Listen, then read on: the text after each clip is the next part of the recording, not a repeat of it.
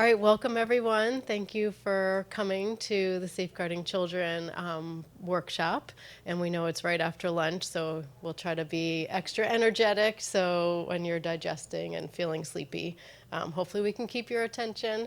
My name is Tanya Krupat. I'm at the Osborne Association with our Osborne Center for Justice Across Generations.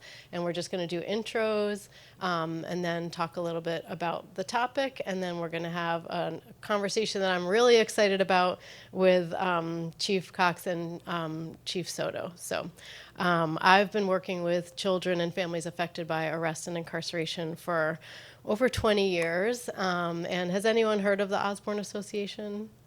Some of you have. So we've been around almost 100 years providing services statewide to individuals and their families who are affected by the criminal legal system across the full continuum from the moment of arrest, in jails, in prisons, and then reentry. So the parallel track about how children are affected is really where I come in and where this topic began. So without going, and you'll hear a lot more about all of this, but I'll turn it over for some quick intros to my fellow panelists or speakers, Chief Cox, and we're on your home turf, so thank you for having us. Thanks, Tanya. So good afternoon. My name is Brendan Cox. I'm back with the Albany Police Department. I'm currently the chief there. I came back in December of last year. December of last year. So I originally did 23 years with the Albany Police. I started back in 1994, so that just means I'm old for some of you that are very young in this audience. I ultimately retired back in 2017.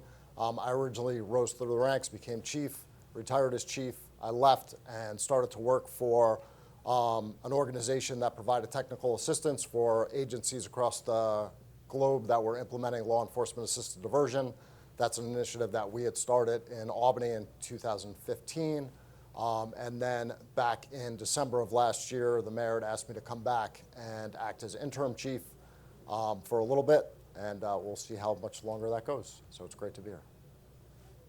Hi, good afternoon, everyone. My name is Lourdes Soto, and I just retired this March from NYPD as deputy chief. And I did 25 years with NYPD.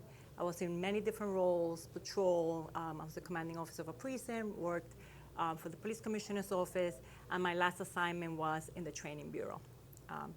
After retirement, I was thinking about retirement for a while, and I knew that I wanted to do something, after retirement, something different, so I decided to become a marriage and family therapist. So I'm doing that now. It's been a really great experience. Since I was young, I knew I always wanted to help people. And, in law enforcement, you get to the scene, you help people when they're in crisis, but sometimes you wonder, right, what happens after? So I really enjoy my new role, helping individuals in a long-term basis. I'm really happy to be here. I've worked with Tanya for a long time when I was in NYPD in the training bureau, and she's just amazing. She's, so passionate about this work and how important it is. So thank you for being here. Thank you for that. We'll dive in.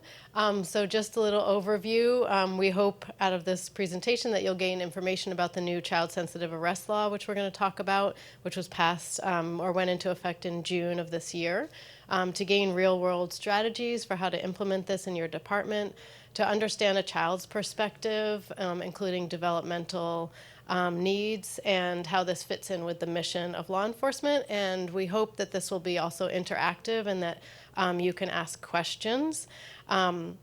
Before I dive into this kind of growing movement in law enforcement across the country, just wanted to learn a little bit about who's in the room with us today. So who's from a local police department? Great. State police, troopers, chiefs association. On the community side, is anyone from an organization who works in partnership? No. Okay, if you didn't raise your hand, what hat are you wearing? Yes. Okay, great. Someone else? Probation. Okay, great. Sorry for not asking that. Excellent. Okay, and just getting to know you, who here has been working with or in law enforcement for 5 to 10 years? 10 plus? Under 5? Okay, great. Who here is a parent or caregiver of people under 18? Great. Last question. Who here was ever a child? Okay, great. So who here is still a child? Okay, great. Thank you for that. We usually ask this in our trainings also just because we can all relate to what we're talking about in one way or another. So safeguarding children of arrested parents focuses on situations that are not child abuse and neglect related, and often people refer to DV situations, which these can be, but the body of situations that really didn't have a lot of training or attention to children was ones like traffic stops or shoplifting, a whole host of very common scenarios where children can be present or affected by the arrest of the parent. So the law that we're talking about today, that's the focus, because police departments already have very specific protocols related to child abuse and neglect, and often related to DV as well. So this journey started kind of in 2013, I would say even before the IACP protocol was passed. And at Osborne, we came to this issue because we have programs for children and young people. We have programs in jails and prisons and in the community, and we would hear about children sharing the stories of the impact of either being present when their parent was arrested or finding out later and how they experienced this. So we were, really wanting to partner with law enforcement to say, like, what can we do better? Like, you guys are the experts on the tactical side. We're hearing about the emotional and traumatic effects on children. How can we support children? Including because it really affects their view of law enforcement for a lifetime. And we didn't get that far in New York City. We're based in New York City, I'll just be honest. But we got so far by sitting down with Chief Cox, which was really amazing. I think it was 2013. Maybe I'll let him tell the story because he tells it better. But Parallel Track, International Association of Chiefs of Police, also was like, okay, we need to do something. And so that formed an advisory board. Chief Cox participated in, Osborne did, and we got this protocol. So fast forward, New York has been doing a lot. Many more departments are trained now and have written protocols, and then DCJS issued an accreditation standard in 2023, and the governor signed a law that went into effect in June, and now this is state law. So we're really excited that New York State is actually the only state in the country right now that has this law requiring written protocol and training to minimize trauma for children. And did anyone attend the trauma-informed workshop that happened right before lunch? Was anyone in that? So you're going to hear a lot of, I was really happy to hear what the presenter in that one said, because a lot of this is about being trauma-informed for children, but it's also general information that's in the crisis intervention training. It's not separate and apart from other training and professional development and changes that are happening in law enforcement generally, because we know a lot more about adverse childhood experiences, about brain development, about being trauma-informed. So this is just, how does that apply when a child is present? And we don't have great data, but hopefully we'll have more data in the years to come. But in New York City, which I know is not, average and often is an outlier, but over 68,000 children each year in New York City alone are affected by the arrest of a parent or caregiver. And it's estimated that when a child has a parent who's arrested, in 1 out of 5 situations, children are present. So a big issue. And you'll hear in a conversation that will start very soon about, why this is important. So I'm not going to really go through that slide. But just, for information about the law, if you want to scan the QR code, in June, DCJS issued its model policy, which we're really excited about. It's very comprehensive. It has a lot of great concrete tools and steps. And in the law, it does recommend partnering with an outside organization that has expertise in child development. So that may look different in each of your areas, but we definitely encourage that and have had an amazing experience partnering with the departments we've worked with. This is the accreditation standard. And now we're going to get into the conversation, which I'm so excited about. So I'm going to ask them a few questions, and if you have questions as well, please feel free to jump in. But Albany and NYPD have been doing this. And I think one of my favorite, like a Chinese proverb someone once told me was, those who say it can't be done should not interrupt those who are doing it. So these folks are doing it, and they're going to share some lessons learned. So for both of you, what role do you think law enforcement plays in promoting the well-being of children in our communities? And if you want to share any concrete examples. So, we are ultimately charged with protecting society. And at the end of the day, to me, we're charged with protecting the most vulnerable in society. Those that are most at risk, we have a higher responsibility to protect. And there can be nothing more said than our children are the most vulnerable. My background in policing, I was lucky enough to be both a sergeant and a lieutenant in our Children and Family Services unit. I became a sergeant at a pretty young age. I was a cop at 23. I didn't have kids when I first became an officer. My first son was born when I was a sergeant. But I was around kids because I was the baby in my family, and my older sisters had kids when I was already on the job, so at least I had exposure to kids. But if you think about as a young officer, you go to calls and there's kids around, and those kids are vulnerable. But when I first got into the juvenile office, I started to recognize that, and back then, we didn't really know a lot about adverse childhood experiences. It was out there, the literature was there, we weren't paying attention to it. But there's a reason why we all have juvenile offices. There's a reason why we're arresting kids, because they're exposed to trauma. So we have a responsibility to ultimately protect kids. We have a responsibility to do the right thing. And we have a responsibility to make sure that the actions we're taking don't negatively impact those kids that are having ultimately an experience that they're not desiring to have when we're present.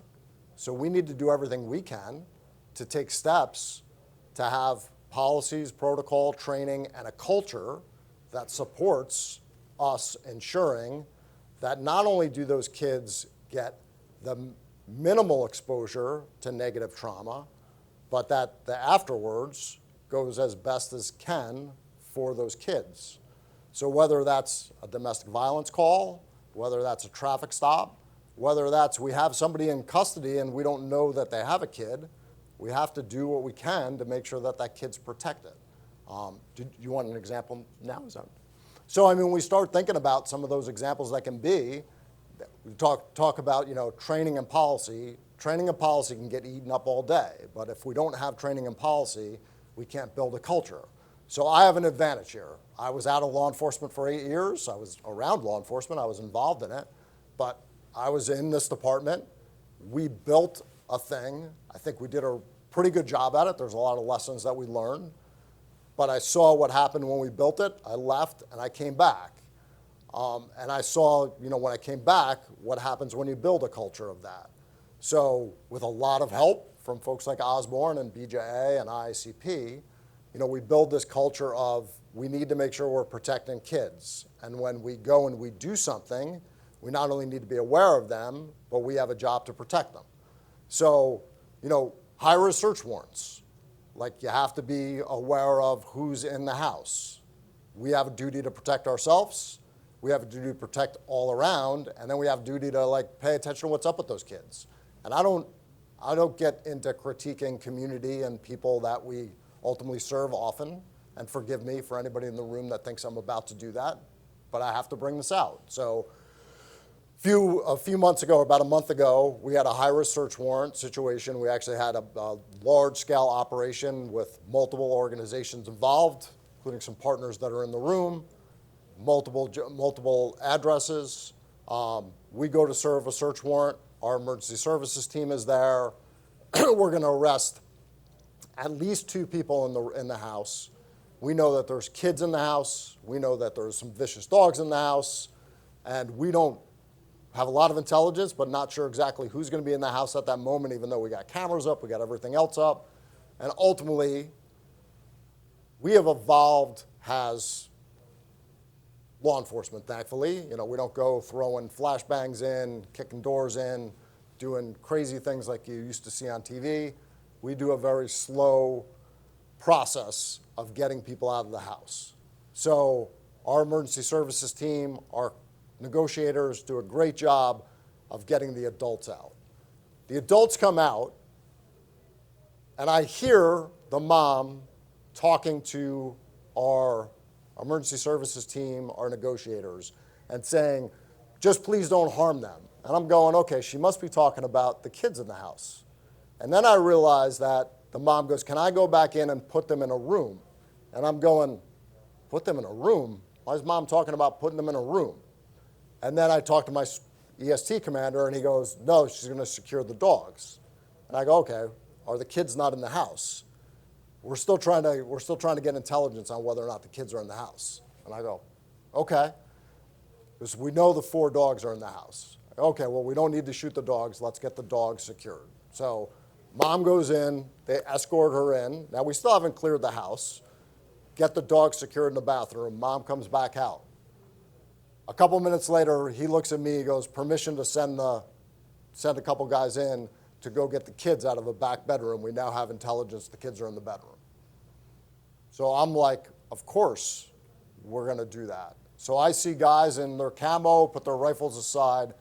They haven't even cleared the house yet. They put themselves at risk to go get the kids.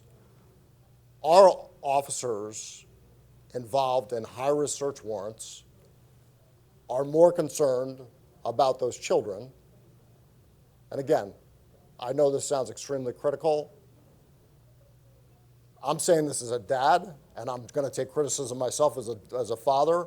While I don't think I would ever left my house, I know my wife. My wife would have assaulted every one of the cops in the room, including myself, before she ever left that house without those kids. She wouldn't have cared one bit about whatever pet we might have had in the house. But the officers were like, they have a duty to protect those children. And that duty to protect those children went beyond their own safety and well-being. And they went and bundled those kids up, carried them out in a very calm manner, brought them out, made sure they were safe, and they brought them out to mom and made sure that they were secure. That is a culture that we need to build. That is a culture we have. When I came on this job in 1994, I have no problem admitting, I don't know that's a culture that I would have seen, because we would have handled that in a much different fashion, because that's the way we responded to things. But that's ultimately what we need to build, is a culture of recognizing that we are responsible for the most vulnerable people, no matter what anyone else's actions are. That's our job. Thank you for sharing that. And I think in the trainings that we've done, that's a great example of the duty to safeguard children, even in situations where their own parent or caregiver may not be thinking of them for whatever reason. And if I can, because I would be remiss to say this, there were 65 guns in that house.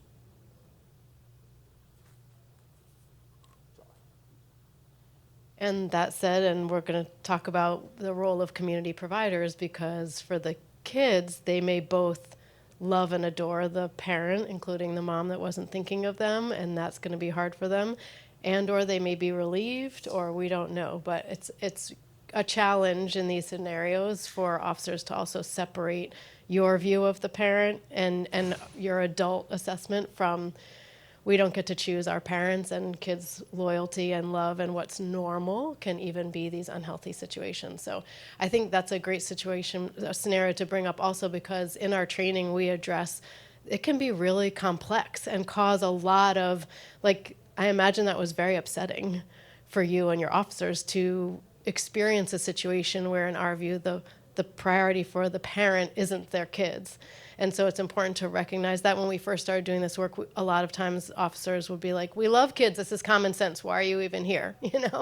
And we're also here to support you and them, because it's actually complex, and it can cause secondary trauma. Like, that's upsetting, you know. And then for the kids, and I'm going to turn to you now, they also need people to step in outside of law enforcement to help them with the trauma. So do you want to Yeah, just sure. build on that? Yeah. Yeah, so officers, they want to help, right? They want to do the right thing, and they care, right? Like the chief said, they go in there, they thinking about the kids, let's get the kids out safely, right? But a lot of times, they don't know how to do this, right? That's why it's important to have policy and training in place. They need the guidance. They don't have the experience. A lot of them are young. A lot of them don't have kids themselves. A lot of them have not been exposed to kids. They don't know how to interact with children, right? And we're putting them in a situation where you have a lot of chaos and a lot of emotions going. And now, what about the children, right? An officer who respond to a domestic incident, and you have a 3-year-old crying, screaming, I want mommy, I want mommy, I want mommy, and mommy's, in cuffs. What do you do, right? Do we expect this young officer, 21 years old, to know what to do with this child, right? So that's where training comes in, right? Stop crying, everything is fine, stop crying, versus, it's okay, right? This is scary. I'm here, okay? Grandma's coming to get you. I'm gonna keep you safe, okay? The kid continues to cry. It's okay, right? Let the kid cry. I'm here. I'm here. It's okay. I know this is so scary. See the difference? How is a 21-year-old officer supposed to know this? And that's why the training and the policy comes in. Another example, when I was the commanding officer of a precinct, I'm sitting in my office, and I hear this lady screaming, I gotta go get my kid. It's 3 o'clock. He's out of school. I gotta go get my kid. I gotta go get my kid. I gotta go get my kid from school. And the officer, we'll deal with this later. We'll deal with this later, right? The officer wants to get the pedigree out, do the inventory of the property, and put this arrested person in the cell, right? That's the goal. And then he could breathe, right? That's what he's thinking right now. So I come out and I'm like, what school does the kid goes to? Okay, we got the name of the school, 10 minutes away from the precinct. Do you have someone to pick up the child? My mom, but she doesn't drive. My mom could watch him, but she doesn't drive. Where does your mom live? 5 minutes from the precinct, right? We're gonna notify the school that there's a delay. We're gonna have someone pick up the kid and bring him to your mom. Of course, with all the checks in place. And the desk officer, hey, we don't have anybody. We don't have anyone available to pick him up. You know what? Man the phone for 30 minutes, have the telephone operator go and pick up the kid from the school, bring him to the mom's house, done, right? I come out 20 minutes later from my office, and the telephone operator was already back. See the difference? And just having that supervisor aware and keeping children, right, in our minds, and being aware of how it is our responsibility to make sure that these kids are not only, physically safe, but emotionally as well. So that's just an example. It is so important to kind of do the training and provide that knowledge to the officer so they can, be prepared.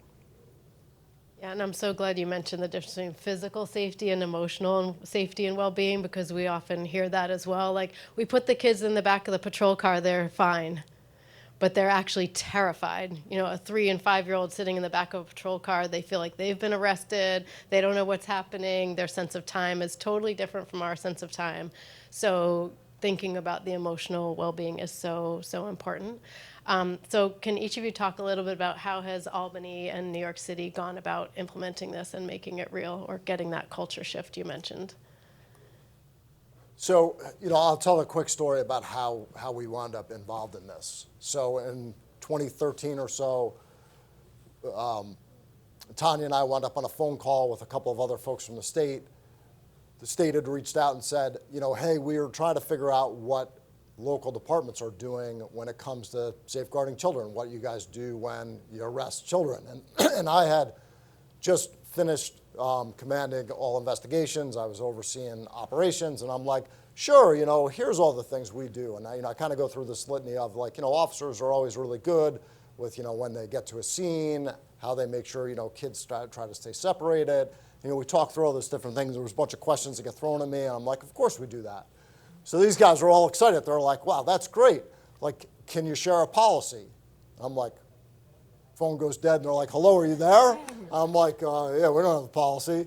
Like, can you share a training? I'm like, yeah, there's no training. I'm like, yeah, listen, I guess I'm like saying this from this 1,000-foot view that I think we do all this stuff. I'm like, I came up through juvenile. I'm like, I go to scenes. I'm like, this is what people do. But I'm like, no, we don't train. We don't have policy. I'm like, these are just the things I think we do. And I was pretty confident that we did all this stuff because, if I reverse it a couple of years back, we had done a couple of different things. And one of those was when we did a strategic plan, one of our main goals was called winning over a generation. And winning over a generation was twofold. It had to do with, one, we realized that we had this big gap between the police and youth, and we really wanted to make sure that we did a much better job with having positive relationships between our officers and our youth. So we were trying to make sure we were doing better with how we interacted with our youth. And we also wanted that to lead to, shock everybody when it comes to hiring these days, but we wanted to make sure that our youth actually wanted to grow up and be cops, especially the youth of the city of Albany, which quite frankly, a lot of the youth of the city of Albany don't look like me. So we wanted to actually have our youth want to be cops. So I was like, we're doing a lot of things to interact with youth and try to get officers to recognize how to act on these different scenes. So I'm like, I'm confident we're doing it, but now that you guys are asking these questions, you're asking me for training and policy, I'm a little perplexed. Now I'm not so sure. So after that call, I'm like, yeah, I think we need to do some work. So thankfully, it was like, well, don't worry about it. You're not alone. It's okay, and we can work on this stuff together. So between Osborne and then the ICP and BJ at the time, we're starting to put together this best practice policy or roll call training and a whole host of resources. I was like, okay, let's sign me up. Let's do this. And thankfully, the chief I worked for at the time was like, when I talked to him about it, he's like, no, let's go ahead and do this. It's your project. So I'm like, okay. So Melissa, you're not alone when at times I'm like, no, sorry, this is yours. It was like, no, this is yours. Go ahead and do this. So we signed up and we're like, let's do it. So I think and we learned some certainly lessons because I think we could have done more of this. But one of the things that we tried to do to roll it out was not just have it come from we'll have the assistant chief do it. We got a group of officers together. We had them really play a role in that ICP training, especially the video. When you play the video, there's a number of Albany police officers involved. We actually made some concerted decisions when it came to there was different pieces you could choose about what officers would do in the video, and there were some things we said no, we're not going to do that. And then as we built out that policy and training, we wanted to make sure that everybody did receive it. We were in a positive place because we had a youth aide. We're actually in the process, talk about gaps, we're in the process of rehiring a youth aide.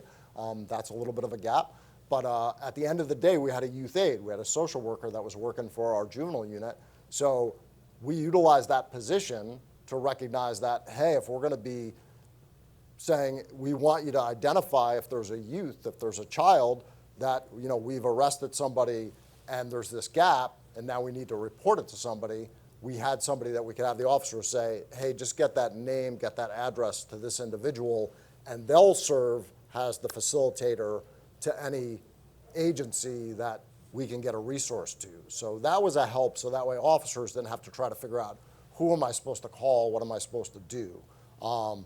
So that helped out a lot. But it helped out us out because we got in on the front end of things and could kind of be a bit of the innovators of this.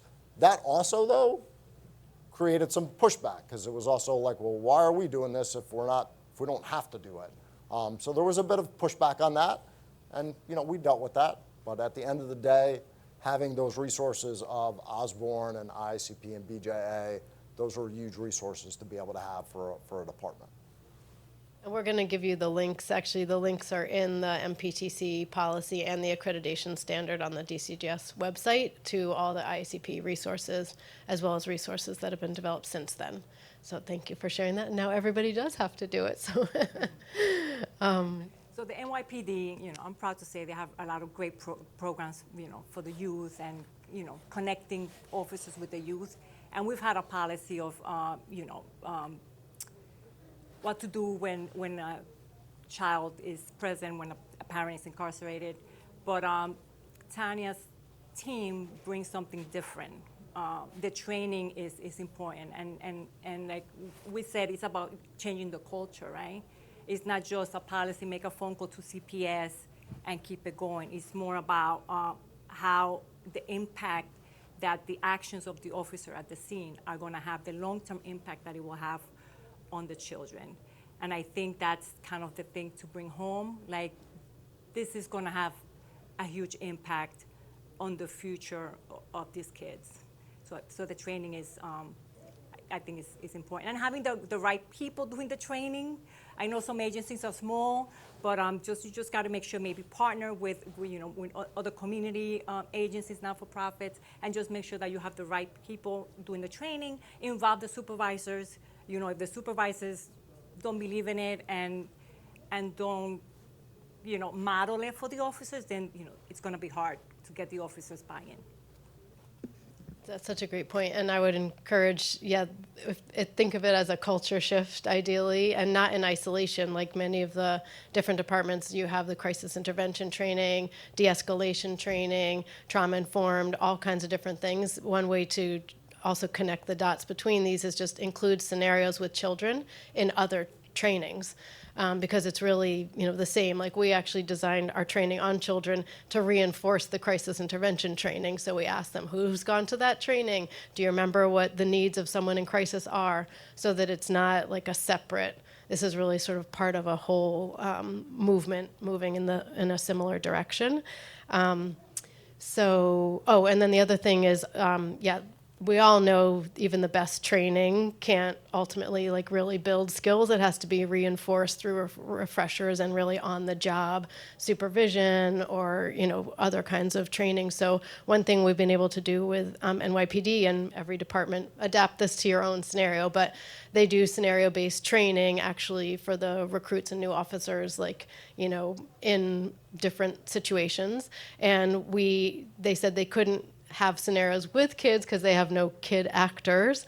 And so that aside, we brought props. So we brought strollers, diaper bags, bottles, kids' drawings to put up on fridges, especially for younger, newer officers. We hear a lot about tunnel vision, and I get it. You're thinking, how do I keep myself safe? How do I address the situation? And we hear that a lot of them miss the props. So it becomes a teaching tool, how did you miss the prop? Did anyone see? There are things in here, did you see? And that's true for other vulnerable populations. Maybe there's a walker in the corner, maybe there's medication, so it's just overall good training to be paying attention to these details. Maybe there's a dog leash that you need to hopefully see because there's a dog in the next room. So what tips would you give other departments who are at sort of the beginning part of this, or just generally implementing this? So I think whenever you implement anything, you have to, people want to know why.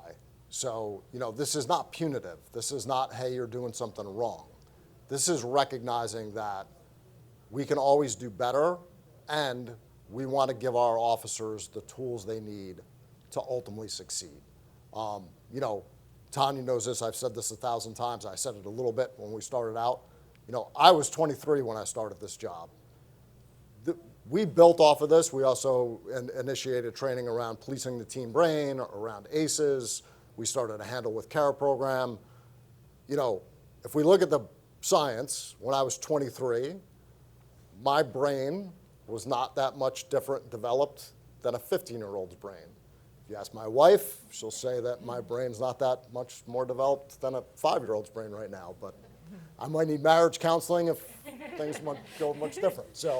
But at the end of the day, we have to give those tools, and we have to like make sure that everybody like understands what their role is. Like we have to set our officers up to be successful. So if we're not ultimately explaining like this is what we're doing, like we're not accusing you of going to scenes and like creating more disturbance. Like we recognize that you're going somewhere because somebody else did something and caused you to come there. But we're trying to make sure that you're successful. And we're trying to make sure that if you think about it, and there's a lot of, you know, I brought up ACEs a couple times. If we all did ACEs scores as cops, our scores would be pretty high, especially a lot of us had trauma at younger ages. So like, why wouldn't we want to make sure that those kids are set up for success? So we want that. So we kind of have to talk through things. So like one of the lessons I had early on is, you know, we have command staff meetings, we have large meetings. Some of us have comp staff meetings, some of us try to be a little softer and have like a weekly meeting and just talk about crime and talk about other issues. So one of my weekly meetings I walked into, I had 1,000 things going on. I had like my binder in one hand and my coffee in the other hand. And I walk in, a guy I came on the academy with, he was a sergeant. He's sitting there and I hear him, as somebody was talking about the policy, talking about that scenario of, I've got somebody under arrest for, you know, whatever, suspended license that are in booking, and I'm going to ask them if whether or not they've got a child that needs to get off the bus at 3 o'clock, and what am I going to do? And I hear him, old salty guy, like I said, I came on the job with him. He's typical old cop. He would have had a cigarette hanging out of his mouth with a coffee in his hand. Older guys in the room might know who he is just by me describing that. At the end of the day, he's like, oh yeah, like I'm going to stop what I'm doing. I'm going to go do this. So I'm like, all right, am I going to like say something or am I just going to leave it go? So I decided, I'm like, put my stuff down. I look at him, I'm like, now I know you better than that because I actually know you have a heart. So you're like talking in front of everybody else and you're acting like you're not going to go check on the fact that a 2-year-old or a 3-year-old might be home by themselves while whatever happened and this person's out driving and you got them under arrest. Like, are you really not going to go check on that kid? And he's like, well, of course I am. I'm like, well, then stop. I'm like, we're not like reinventing the wheel here. We're just trying to formalize the things that we would actually do. We're actually just trying to be like, and he had kids. I'm like, we're doing something that you'd want somebody to go check on your kids, right? He's like, yeah. I'm like, well, then like stop with the attitude. Like, let's actually just explain this out. So like, we just need to talk to our folks because it is not, nor should it be. It shouldn't have been then. It shouldn't just be like, well, just do what I say. Like, this is the policy. That's too bad. Just do it. Like, let's just talk things out. Like, let's everybody understand why we're doing it. Because at the end of the day, like, we're trying not to traumatize the folks that we're serving. I, as chief, serve the folks that ultimately work in the department. So, like, let's make sure, like, we all understand why we're doing it. Like, there's nothing wrong with that and get feedback. Because I haven't answered a call for service, although sometimes I roll in on their calls and they get real happy. I haven't answered a call for service in a very long time. So like, they're seeing things too that I might not understand. So like, have conversations. Thank you so much. I think partnering with the right, agency or community organization is important. We are so lucky to have Tanya. And just kind of incorporating that message, throughout everything that the officers do. Like that desk officer, every time an officer brings in someone that was arrested to ask the officer, hey, any kids at home? Do they have any kids? How old are they? How are they doing? Just asking that question, that officer is going to be paying attention. Because when that officer brings somebody else in the future, he's going to be asked that question. And eventually, the message, gets across and it becomes kind of part of their everyday and part of the culture. We'll pause. Does anyone have any questions, comments? Yes. If you do, can you comment on your relationship with your local child protective services? NYPD, we have a good relationship with Child Protective Services. Do you ever call them like ahead of time to help maybe like respond to some of these incidents, like as part of your policy or the culture that you develop? Call Child Protect. I don't think that's a role that they have currently. The Child Protective Services does not have a response team that, you know, responds to incidents. I know there's different protocol, like local protocol, but for that, sometimes you have to go through state central registry that notifies the local. But I know that at least in New York City, for severe child abuse and neglect, we have an instant response team protocol where there is that Oh, yeah, we have a partnership. team. But the situations and the scenarios that are covered under this law and policy are not child abuse and neglect. So we would not, the only time in these scenarios that CPS or the state central registry gets involved is if there's nobody, like the parent who's being arrested doesn't have anyone who can come or within a reasonable time frame. So that's the only in these scenarios. But there are separate protocols related to child abuse and neglect, which might answer your question in those. Yes, Yeah. and we do make the proper notifications once we make an arrest and there's a child present. We definitely collaborate with Child Protective Services, and we do have the incident response team, where they're on call 24/7. We have a great location to bring in kids, you know, that are have experienced child abuse or maltreatment. So it's different things, but we definitely work well with them. We did involve local Child Protective when we were implementing this, just so we could explain, like, when we do have a scenario where we might not have another parent to turn the child over to, but a lot of times, especially, you know, locally, Child Protectives, they're ultimately relying on us sometimes to find a responsible guardian anyways, that like, hey, you know, we have done our part vetting, we might need you to at least look in your system, so that way you're okay that we just told you Brendan Cox is good to go to take this child.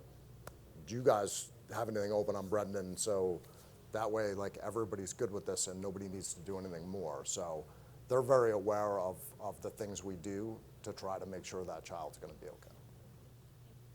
One of the things that is clarified in the training related to this policy is that an arrest of a parent in and of itself doesn't warrant, you know, there has to be a suspected abuse and neglect or no one to take the kids. So thank you for asking that. Any other questions?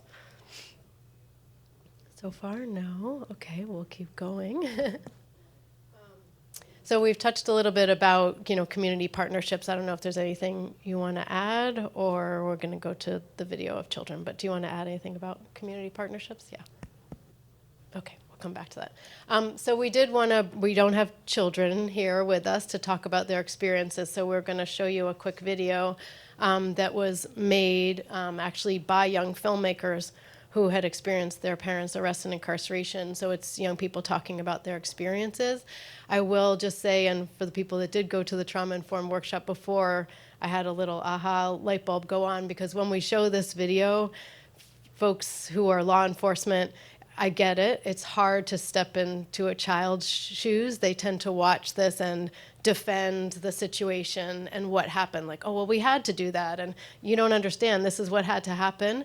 And if you can, and if you're law enforcement in this room, try to stand in the children's shoes. And the other thing that became clear from the prior workshop is they're talking about memories after a trauma. So those memories are not accurate or linear. They're all jumbled up, and the important thing is this is what a child took away from that situation and then had to work through. And this was made before the law and training. So it's mostly negative situations that they're sharing, and hopefully we can soon make a video with positive situations.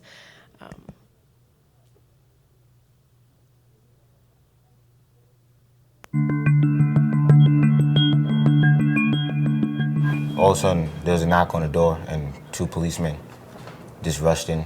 They just went straight to the room, threw my mom on the floor. When I got in front of my building, my mother was getting put in the car, and she was yelling my name, and she was like, "I love you." My earliest memories of this arrest, I was in the house, and a black policewoman, she was changing me because I was probably like in diapers or something. They pulled her over and arrested her and left me alone in the car on the side of the road by myself. I always remember my sister telling me how like she got a gun pointed to her head. My brother, how he got shoved. They shot our dog. I know I went home and my whole house was torn apart, and My toys were broken. It was sad and depressing. Just me and my brother were watching her with 3 cops on her trying to put her down, and it's like, what do we do? My first thought was like, do I try to do something to help? Like, but I'm tiny, I'm like 4 or 5 years old. The police didn't really explain what was going on. They just said they was taking her in for questioning.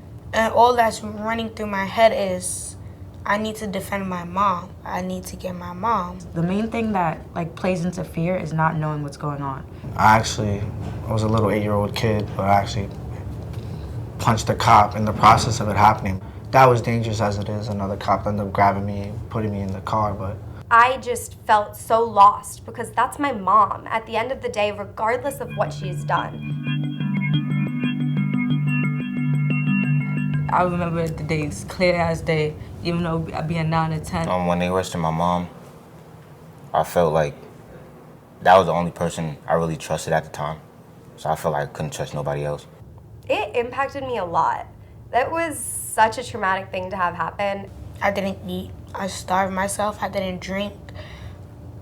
I got distant from all my friends. I wasn't talking to anybody. I realized that people close to me and people who are important to me, they can, easily get taken away, and I can either see them again or I'm not sure if I could ever see them again. It was really scary. I'm still kind of dealing with some of the emotions right now. I know it's not my fault why he went to jail. I turned 9, and I just remember being in elementary school, and I was constantly fighting in school every day. I wasn't the kind of person you could talk to. Whenever I see police officers, I automatically think of that incident. There's never a time where I see a police officer and I don't think of that. I would definitely say after that encounter, I hated the police. Any situation that involved trying to call the officers or 911 in general, I would just be like, don't call them. They're not gonna help.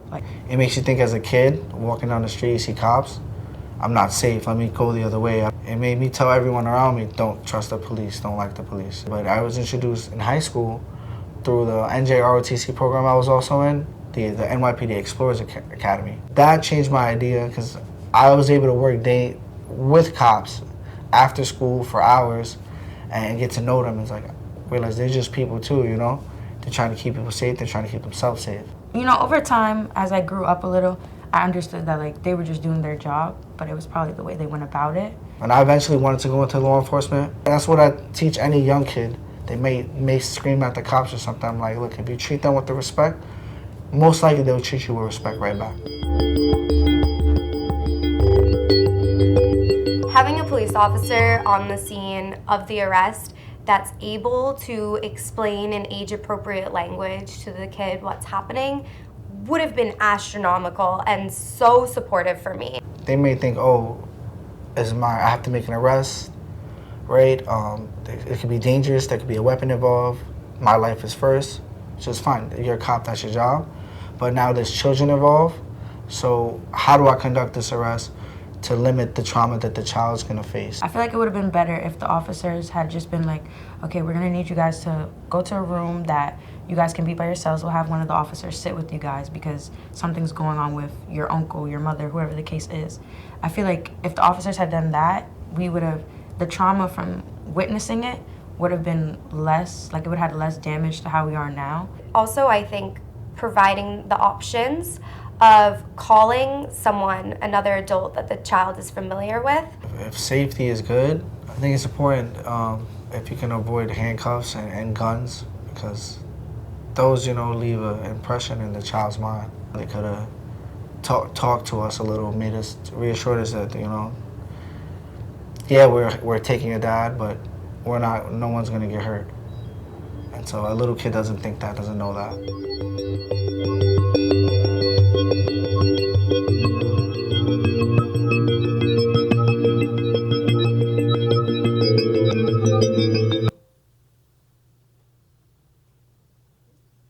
Any thoughts, responses, feedback to anything you heard from the young people? Did anything surprise you or?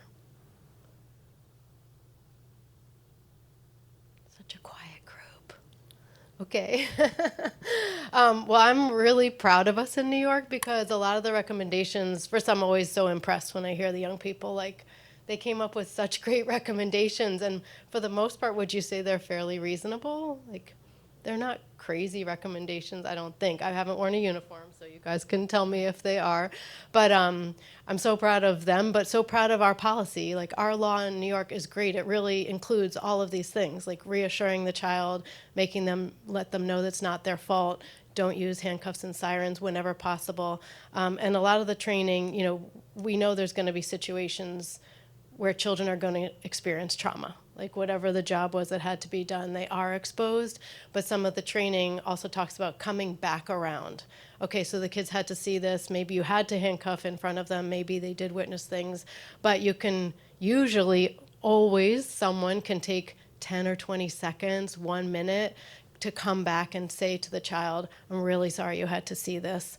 You know, your toys are broken and that's so awful or scary. Some, you guys know better than I do, but like the things that you were just saying, that in terms of that will be the child's memory, that they will feel seen and considered and cared about. And that goes such a long way in minimizing the trauma and their view of law enforcement. So I don't know if either of you wants to add anything while I figure out how to go to the next slide. Yeah, I think, you know, it's going to be, the event is going to be traumatic. Even if everything goes as planned, even if you have the officers doing everything, you know, everything by the book and being compassionate with the kids, it's going to be traumatic for the kid, right, to begin with. But those interactions with the officers, they matter, okay? It's going to make a difference. I work for Family and Children Association, which is an agency that works with, you know, children suffering from mental illness and their families. And we were referred to siblings. They were removed from their family, placed in foster home because, you know, there was a search warrant and the parents were arrested. They found a ton of guns and drugs in the apartment. So the kids were referred to our agency because the little girl, 7 years old, she was having suicidal ideations. Okay, I want to kill myself. I miss my mom. He's saying this in school, 7 years old, right? And the little boy was having nightmares every night. I don't know how the officers were at the scene, and if I had to guess, they probably did the best they could. But it was, you know, a very chaotic experience for the kids. And this is something that they're always going to remember, right? They're in bed sleeping, and all of a sudden the whole world turns around, right? Upside down, the whole world. Very traumatic for them. But it matters, right? Those 20 seconds where the officers kneel down to their eye level and say, I know this is scary, I'm here, you know. I'm here, I'm going to be here with you, you know, you're going to be safe. 20 seconds to make a difference. So the officers' actions are going to be part of that kid's memory for the rest of their lives. Thank you so much. So we have lots that is covered in the training, lots more that we could show you, but if you want to take a quick QR shot, this is just a tip sheet that we developed about communicating effectively with children that we go through in the training that's available for all departments. And then we go through just very practical kind of tools for all scenarios across all ages, although we also go through very specific like developmental information, but just to get back to things to say, things not to say, and to ask across all ages. So, and I think about the previous workshop, I keep referring to it because on the trauma-informed interviewing, but asking all children when you can and when possible, what is your name and how old you are. So who has kids in this room or kids in your life or a parent? Yeah. So anyone have a child under 5? So when if I were to ask your kid how old they are, would they show me with their hands? Right? I love it. I miss having like a little one. Almost, I've never met a kid under 5 that didn't demonstrate to you, I'm this old, and sometimes it's got like 7/8 and half a pinky, right? But kids are really proud of their age, and also we really can't tell, especially as kids get older. Like you have 6'5", 11-year-olds, you have 18-year-olds functioning at 11-year level because of a developmental disability or challenge. So it gives you critical information, but it also builds rapport. And if you give your name, so it's like such simple tools. What's your name? The other thing is, the previous workshop, and we include this in ours, the whole flip lid model of trauma. But when you're in a trauma response state, it's your fight, flight, or freeze body that's responding, not your brain. So if you're in that state, but I ask you that question, in order to answer it, you actually have to return like to a calmer state. So unbeknownst to us, like these two questions serve all these purposes, and create that rapport. You matter, I see you, I'm going to help you calm down. Just these simple questions. So really a tool that's pretty much, hopefully you can always have time for this, and really important to the children, to officers, and to minimizing that trauma. So there's lots more that we can cover. We have 5 more minutes. We got the official signal in the back of the room. So does anyone have any questions, would like to talk about sort of next steps to bring this to your department? So hopefully all departments have or are developing or using the model policy, have adapted it for their own jurisdictions. We welcome working with anyone on a training plan, and DCGS does have a form where you can apply for funds. Different departments have different training resources, and some have no training departments at all. So DCGS is providing some funding towards that. Again, local community engagement is really important. Also, there's physical spaces when children do need to come to the precinct or the station house. Is there an area or like a box of toys that people can even donate things their own kids are not using anymore?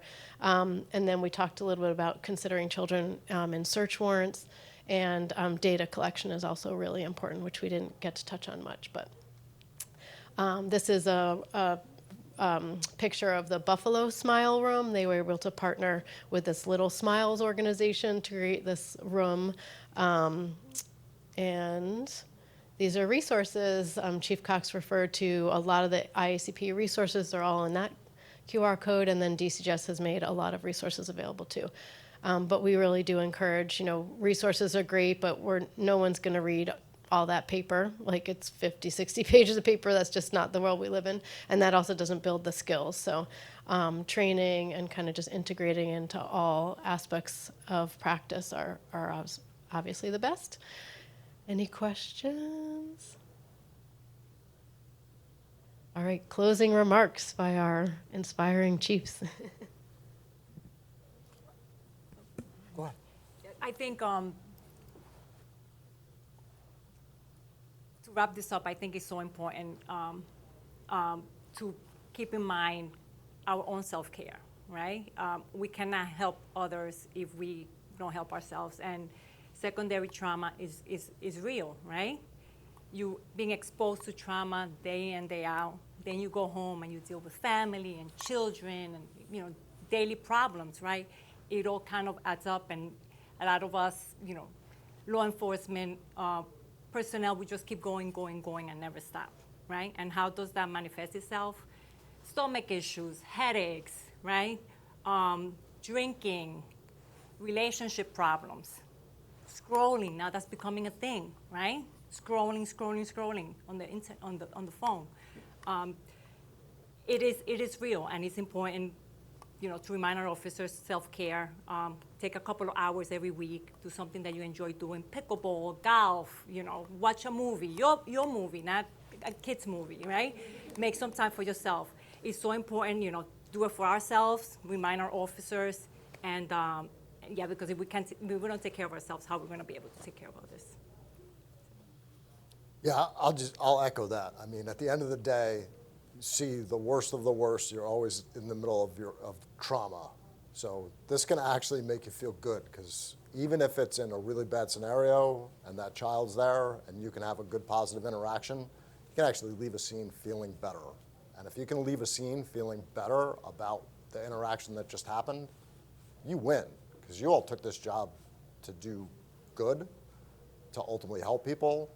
And if you can help that child in the time of trauma, even after like a horrific thing, or even like the most minor thing, but then you can still take that extra moment to help that kid, you've done exactly what you signed up for.